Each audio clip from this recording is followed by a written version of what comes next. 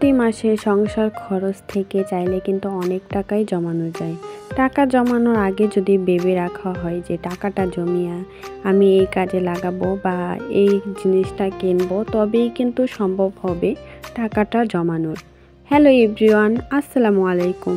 দুরন্ত daily blog channel থেকে আমি ফারজানা নতুন দিনের নতুন আরেকটি ব্লগ ভিডিও নিয়ে চলে আসলাম। আমার ভিডিওটি যে যেখান থেকে দেখছেন সবাই ভালো, সুস্থ এবং নিরাপদে আছেন। আলহামদুলিল্লাহ, আপনাদের দোয়াতে আমরাও খুব ভালো আছি। এই তো প্রতিদিনের মতো আজকের ভিডিওটি আমি সকাল থেকেই শুরু করেছি। নিত্যদিনের কাজকর্ম দিয়েই কিন্তু ভিডিওটা শুরু করি। এই তো সকালবেলা ঘুম থেকে উঠে সকালের নাস্তা বানিয়ে নিচ্ছি। আজকে সকালে আলুর দম, তার সাথে লুচি বানাবো। কেন জানি অনেক দিনের ধরেই এই খাবারটা খেতে ইচ্ছে করছিল, তাই ভাবলাম আজকে যেহেতু অনেক তাড়াতাড়ি উঠে পড়েছি তো বানিয়েই নিই। আর তাহসানের বাবাও একদিন ছুটি কাটিয়েছে, মানে বাসায় ছিল, তাই ভাবলাম এই সকালের নাস্তায় আলুর দম আর লুচি বানালে কেমন হয়। সকালে কিন্তু লুচি, পরোটা, আলুর দম এসব খাবারই কিন্তু খেতেই ভালো লাগে। আর শীতের দিনে এরকম গরম গরম নিত্য নতুন খাবার খেতে ভীষণ ভালো লাগে। তারপর এখানে আমি আলুর দমটা বানিয়ে নিচ্ছি। আর আমরা সবাই কিন্তু আলুর দমটা কম বেশি বানাতে পারি, তার জন্য একদম ফুল ডিটেলসে তোমাদের সাথে শেয়ার করিনি, একটু একটু ক্লিপ নিয়ে আর কি তোমাদের সাথে শেয়ার করেছি। তারপর আলুর দমটা কিন্তু আমার প্রায় রান্না করা হয়ে গেছে। এখন উপরে একটু জিরা গুঁড়া ছিটিয়ে তার উপরে একটু ধনিয়া পাতা দিয়ে দেব।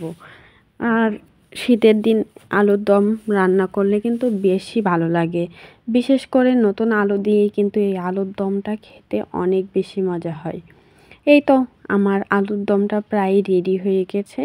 এখন কিছু ধনিয়া পাতা ছিটিয়ে দিলাম। আর ধনিয়া পাতা দিলে সব খাবারের টেস্টটাই কিন্তু বেড়ে যায়। আমি প্রায় কিন্তু সব খাবারেই ধনিয়া পাতাটা ব্যবহার করি। সবাই কিন্তু অনেক বেশি পছন্দ করে ধনিয়া পাতা খেতে। আগে থেকে আমি লুচিগুলো বানিয়ে রেখেছিলাম, তো ওগুলো বেজে নেব। আলুর দমটা কিন্তু আমার রেডি হয়ে গেছে। এখন চুলা থেকে নামিয়ে তারপর লুচিগুলো বেজে নেব। আর আমি কিন্তু তেমন একটা লুচি বানাতে পারি না, যতটুকু আর কি পারি ততটুকুই আর কি করে নিজে খেতে পারি, এতটুকুই আর কি। তারপর এই তো এখানে লুচিগুলো বেজে নিচ্ছিলাম। আর তোমরা তো সবাই জানো আমি কিন্তু কম তেল খাওয়া পছন্দ করি, তার জন্য অল্প তেল দিয়েছিলাম এখানে। তো ভালোভাবেই কিন্তু লুচিগুলো মাশাল্লাহ ফুলকো ফুলকো হয়েছিল। আর খেতে কি বলবো, এত বেশি মজা হয়েছিল। সকাল সকাল কিন্তু এইসব খাবার খেতেই ভীষণ ভালো লাগে। আমাদের মতো মধ্যবিত্ত পরিবারদের কিন্তু একটু বুঝে শুনে হিসেব করে কিন্তু পুরো মাসের সংসার খরচটা চালাতে হয়। আর সেখান থেকে অল্প অল্প করে যাই পারি তাই কিন্তু টাকাটা জমাতে হয়। আমাদের মতো মধ্যবিত্ত পরিবারদের কিন্তু বিলাসিতার জীবনযাপন করা সম্ভব হয় না, কেননা আমাদের অল্প আয়, এই অল্প আয় দিয়ে কিন্তু সংসারটাকে চালাতে হয়। আর সেখান থেকে অল্প অল্প করে টাকাটা জমাতে হয়। তার জন্য বিলাসিতার জীবনযাপন তো আমাদের মতো মধ্যবিত্ত পরিবারের করাই সম্ভব হয় না। আর টাকা জমানোর কিন্তু অনেক প্রসেস আছে। আর অল্প টাকা থেকেও কিন্তু টাকা জমানো যায়। আমি যেভাবে করে সংসার খরচ থেকে অল্প অল্প করে টাকাটা জমিয়ে রাখি, সেটাই আজকে তোমাদের সাথে বলছি। আমার সংসার খরচের যা যাবতীয় সব কিছুই কিন্তু তোমাদের সাথে শেয়ার করি। কিভাবে টাকা জমিয়ে থাকি, কিভাবে সংসারটাকে চালাই, সবই কিন্তু আমি তোমাদের সাথে শেয়ার করি। আমার ভিডিও দেখে যদি কারোর উপকারে আসে তো এটাই আর কি। তারপর তাহসানের বাবা এখানে কিছু সবজি নিয়ে আসছিল, বেগুন আর শসা, এক মোড়া ধনিয়া পাতা, তার সাথে মূলা শাক, এগুলো নিয়ে আসছিল। সবজি কিন্তু এখনও রুমে আছে। তারপরও তাহসানের বাবা নিয়ে আসছিল। এখন যেহেতু বাজারে সবজির দামটা অনেক কম, তার জন্যই নিয়ে আসছিল। টাকা জমানো অনেকভাবেই যায়। শুধুমাত্র টাকা জমানোর আগে ভেবে নিতে হবে যে আমি টাকাটা জমিয়ে এই কাজে লাগাবো, তবেই কিন্তু সংসার খরচ কমিয়ে সেখান থেকে টাকা জমানোটা সম্ভব হয়ে থাকে। আমি কিন্তু সবসময় টাকা জমানোর আগে ভেবে রাখি যে আমি টাকাটা জমিয়ে কি করব। তখন হচ্ছে সেই চিন্তা মাথায় রেখেই কিন্তু সংসার খরচটা কম টাকা দিয়ে চালিয়ে সেখান থেকে একটু একটু করে টাকাটা জমিয়ে রাখি। সংসার খরচ কিন্তু অনেকভাবেই কমানো যায়। শুধুমাত্র একজন গৃহিণী পারে প্রতি মাসের সংসার খরচটা কমিয়ে সেখান থেকে টাকাটা জমাতে।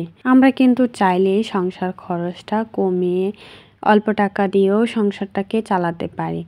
সংসারের যে প্রয়োজনীয় জিনিস বাদে অপ্রয়োজনীয় জিনিস না কিনে সংসারে টাকা খরচ না করাই উচিত। এভাবেও কিন্তু খরচটা হয়ে যায়। দেখা যায় এই সংসারের যেটা প্রয়োজন নেই সেটা কিনে যদি আমরা খরচটা করে ফেলি, তো এতে করে আমাদেরই কিন্তু লসটা হয়ে থাকে। পরে দেখা যায় যে টাকার অভাব বা টাকা জমানো সম্ভব হয়ে থাকে না। আর অনেক খরচ আছে যেগুলো বেশি লাগে না, তো ওইগুলো না খরচ করে এভাবে করে একটু একটু করে টাকা জমিয়ে রাখা যায়।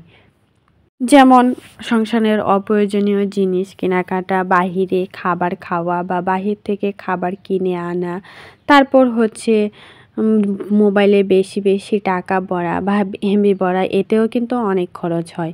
এটাও কিন্তু সংসার খরচের মাঝেই পড়ে। যত বেশি কম খরচ করা যায় ততই কিন্তু সংসারের জন্য অনেক ভালো হয়। আর কম খরচেও কিন্তু চলা যায়। আমি যেহেতু সবসময় কম খরচে চলার চেষ্টাই করি, সেটাই কিন্তু তোমাদের সাথে শেয়ার করার চেষ্টা করি। এখানে হচ্ছে দুপুরে রান্না করার জন্য আমি সবজিগুলো কেটে নিচ্ছিলাম। আজকে হচ্ছে শসা দিয়ে মাছ রান্না করব, আর সাথে হচ্ছে মূলা শাক ভাজি করব। শসা দিয়ে ছোট ছোট ইলিশ মাছ নিয়ে আসছিল, সেগুলোই হচ্ছে রান্না করব। আর শসা দিয়ে জাটকা বা ইলিশ দুই মাছই খেতে অনেক বেশি মজা হয়। আমার কাছেও বেশি ভালো লাগে, তাই ভাবলাম আজকে শসা দিয়েই রান্নাটা করি। এখানে হচ্ছে আমি শসাটাকে সুন্দরভাবে এভাবে সাইজ করে কেটে নিয়েছি। তারপর এখানে আগে থেকে মূলা শাকটা বেছে রেখে তারপর এভাবে করে পানি ঝরিয়ে নিয়েছি। এই তো এখানে আমি শাক ভাজি করে নিচ্ছি, সাথে হচ্ছে মাছ রান্না করব। এতটুকুই হচ্ছে আজকে দুপুরে রান্না করব। আমি কিন্তু প্রায় সময় 2 পদ, বেশি গেলে 3 পদ, এর ওপরে কখনোই রান্না করি না। কেননা যত বেশি রান্না করা হয় বা যত বেশি আইটেম করা হয় ততই কিন্তু সংসারের খরচটা হয়ে থাকে। তার জন্য আমি কিন্তু সংসার খরচ এভাবেও কমিয়ে থাকি। আর বেশি পদ রান্না করলেও কিন্তু আমার রুমে খাওয়া হয় না। কেননা আমরা কিন্তু 3 জন লোক, তার জন্য কিন্তু তেমন একটা আর কি বেশি আইটেম করলে দেখা যায় পরের দিনকাও থেকে যায়। তো ওই জন্যই কিন্তু এত বেশি আইটেমও করি না আর খরচটাও করে থাকি না। এভাবেই করে টুকিটাকি সংসার খরচটাকে কমিয়ে অল্প টাকা দিয়ে সংসারটাকে চালিয়ে নেওয়ার চেষ্টা করি। এই তো এখানে হচ্ছে আমি শাকটা ভাজি করে তারপর হচ্ছে মাছের তরকারিটা বসিয়ে দিয়েছি।